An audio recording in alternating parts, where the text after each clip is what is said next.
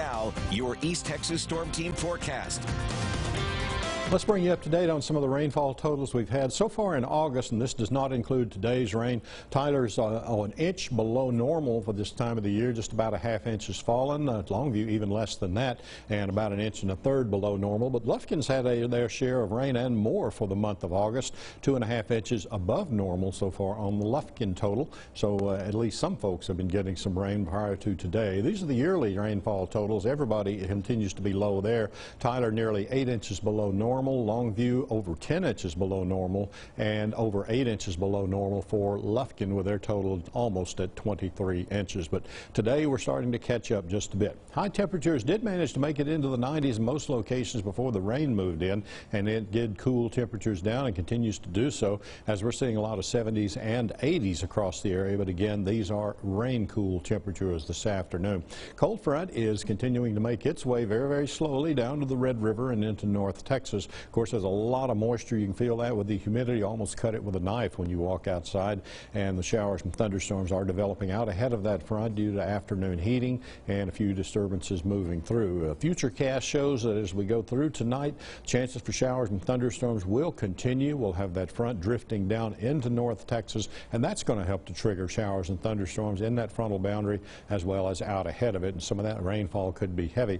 Could be looking at 4 to 6, and I've seen as much as 8-inch estimates of rainfall in East Texas through the middle part of this week. This is Tuesday's morning, and continue with that chance of rain there as more and more of the area fills in with rainfall. Stationary front down through the area. It's stationary, but it drifts slowly to the south. And this is Tuesday afternoon, where we'll see those temperatures in the 70s and 80s, along with the rain continuing to fall across the area. Wednesday, this is Wednesday morning. More rain for the area as the front drifts slowly through, and finally by Wednesday starts to move out of the area. A lot of the rain clustered around that front at that point, and as we get into Thursday morning, you'll continue to see clouds left over, but a good bit of the rain starting to move out as our chances for rain go down, but they don't totally go away, so still getting some rainfall even up to the latter part of the week. This is your next 7 days, and we're going to see a lot of rain in the area.